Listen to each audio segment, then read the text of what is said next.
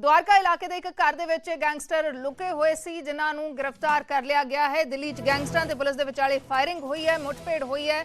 Crime branch ने मुठभेड़ तो बाद दो गैंगस्टरां नूं काबू कर लिया है। काला जठेड़ी गैंग ते लॉरेंस गैंग दे दो गुरगे गिरफ्तार कर ले गए ने। द्वारका इलाके दे विच घटना वापरी है जिथे फायरिंग हुई है, पुलिस ते गैंगस्टरां दे विचाले मुठभेड़ हुई है। द्वारका इलाके दे विच एक घर दे विच ये गैंगस्टर लुके हुए सी ते पुलिस ने इन्हां नूं गिरफ्तार कर लिया है।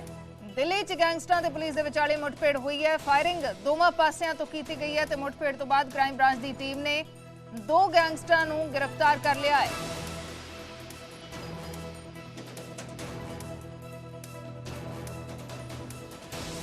शंकर आनंद मेरे सहयोगी फोन लाइन से जुड़े हुए हैं। शंकर, क्या कुछ पूरी जानकारी इस मामले पर?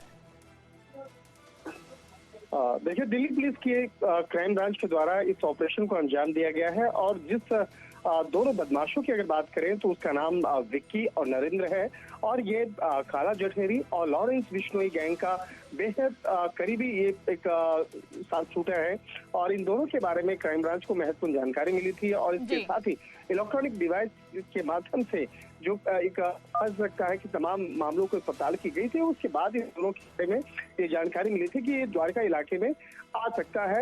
लिहाजा इस मामले की गंभीरता को देखते हुए उस इलाके में क्राइम ब्रांच के द्वारा पहले से ही एक टीम को वहां पे रखा गया था और जैसे ही आया उसके बाद उसे सरेंडर करने के लिए बोला गया, लेकिन बदमाशों के द्वारा फायरिंग की गई। लिहाजा इस मौके की वारदात को देखते हुए दिल्ली पुलिस के क्राइम ब्रांच के द्वारा भी उसकी जवाबी फायरिंग की गई और उसके बाद मौके से ही तकरीबन 6 राउंड फायरिंग के बाद ही विक्की और नरेंद्र को हिरासत में लिया गया और उसके बाद औपचारिक तौर पर उसको गिरफ्तार कर लिया गया है।